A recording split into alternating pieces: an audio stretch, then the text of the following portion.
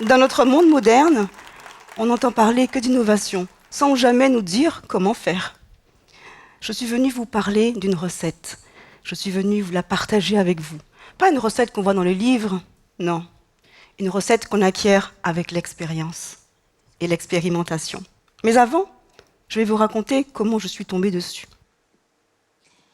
Il y a quelques années de cela, je me suis vue confier un cours sur la créativité, l'innovation et l'entrepreneuriat au sein d'une grande école de commerce de Montréal, avec pour mandat de délivrer un contenu profondément inspirant.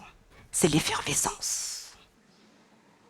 Et comme chacun sait que les professeurs d'université sont extrêmement créatifs et innovants, je délivre un cours sur la théorie de l'innovation du 19e siècle à nos jours, de Schumpeter à Oslo, en déclinant toutes les catégories d'innovation technologique, radicale, sociale, incrémentale, frugale, ouverte, et j'en passe.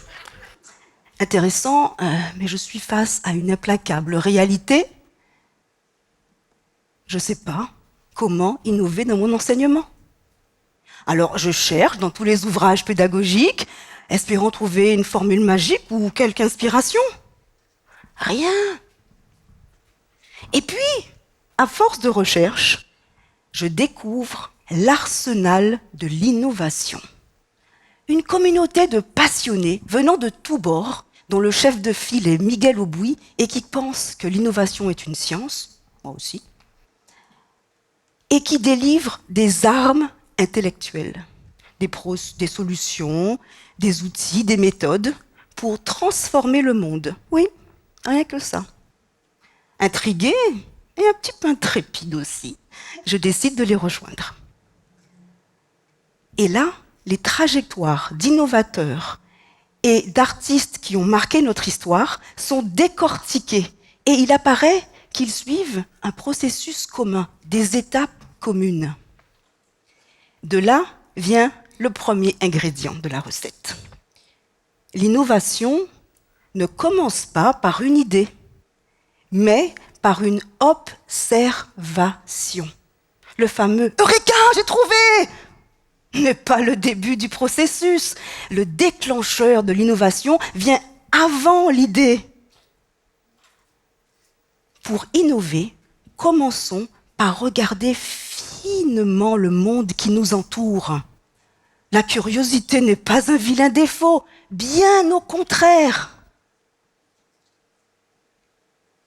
De là vient le premier ingrédient. Sachons observer, écoutons attentivement et surtout activement. Cela veut dire poser des questions ouvertes, sans jugement sur les réponses obtenues. Acceptons de transcender nos paradigmes, nos croyances, nos idées reçues, afin de voir les choses autrement, sous un nouvel angle, et dès lors, pouvoir apercevoir des choses qu'on ne pouvait voir jusqu'alors. À ce moment, on trouve quelque chose qui nous titille, qui nous obsède, qui nous donne envie de trouver des solutions, de répondre à des besoins insatisfaits. C'est l'observation clé. C'est un détail insignifiant qui n'intéresse personne, sans noblesse, sans valeur. Tenez, les traces de doigts sur nos téléphones ne constituent pas a priori un problème majeur. Et pourtant, c'est en les observant que certains ont eu l'idée d'en faire un système de déverrouillage par empreinte digitale. De l'observation naît l'idée. Mais là encore, pas n'importe quelle idée, l'idée clé. C'est-à-dire qu'elle est simple, compréhensible et surtout réalisable. Elle est pratique, elle s'insère dans nos écosystèmes. De l'idée naît l'objet clé. Entendez, nouvelle approche, nouveaux produits, nouveaux services, innovation.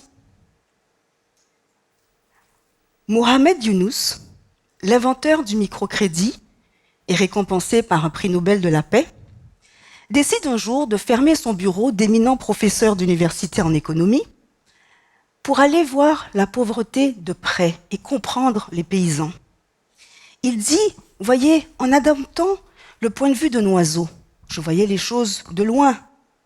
C'était flou avec la distance. Alors qu'en adoptant le point de vue du ver de terre, je voyais les choses de près et j'étais plus amène de les comprendre. Ainsi, il fait l'observation que les pauvres sont incroyablement doués pour survivre et qu'ils n'ont aucun conseil à recevoir de personne vis-à-vis de la gestion d'argent.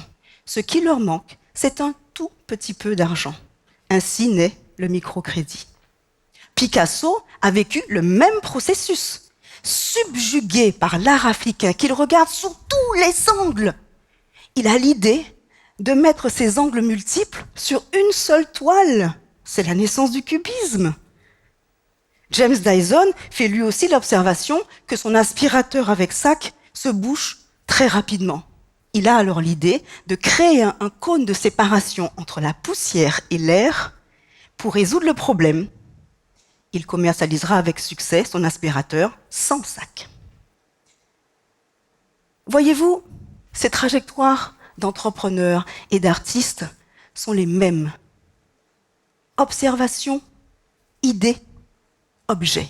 Entendez objet, innovation. Bien sûr, les temporalités varient, les détails aussi, dans leur cheminement, car tout ne se déroule pas facilement. Il y a des tâtonnements, des idées qui sont émises et qui ne correspondent pas, certes. Mais voyez, le deuxième ingrédient de l'innovation, c'est qu'il faut comprendre que l'innovation a un processus générique. C'est le même, quel que soit le domaine d'application, l'art, la technologie, l'entrepreneuriat. Mais le secret, dans toute recette, c'est là le troisième ingrédient. C'est qu'il faut que l'observation et l'idée se rejoignent. Ça veut dire que l'idée qui sera générée correspond aux besoins identifiés. Et là, il y a ce qu'on appelle l'alliance. N'est-ce pas la définition de toute création lorsque deux entités se rejoignent pour créer quelque chose de nouveau? C'est une recette vieille comme le monde. Mais il manquera quelques épices à cette recette. De l'amour, beaucoup d'amour, pour avoir envie de regarder les détails et de porter attention. De la persévérance pour aller plus loin et entraver, réussir les défis inhérents à toute innovation, à tout changement. Mais surtout, de la recherche de sens, pour donner un sens à nos actions, à nos vies, afin d'avoir une direction et pouvoir voir plus loin qu'un défi immédiat et voir à long terme. Dans le monde de l'entreprise, ce processus est entravé parce que ceux qui sont à même de faire des observations, des détails méprisés souvent, sont ceux qui sont sur le terrain, les ouvriers, les vendeurs. Et ce ne sont malheureusement pas ceux qui ont le pouvoir de mettre en place ces initiatives d'innovation. Les idées existent, bien sûr, mais elles sont déconnectées de la réalité. Quant à moi, cette recette a changé ma vision de l'enseignement. Je pratique aujourd'hui la pédagogie inversée et je peux observer mes étudiants dans leur processus d'apprentissage et modifier le contenu de mon enseignement au fil de l'eau. C'est l'innovation incrémentale. Dans ma recherche, j'adopte le point de vue du ver de terre pour voir les choses de près. C'est l'observation participante. Mais c'est dans ma vie personnelle que cette recette m'a été le plus utile. J'accepte de m'observer, de m'écouter, afin de pouvoir me réinventer aussi souvent que nécessaire. Parce que si vous souhaitez changer les choses, il faut d'abord accepter de se changer soi-même.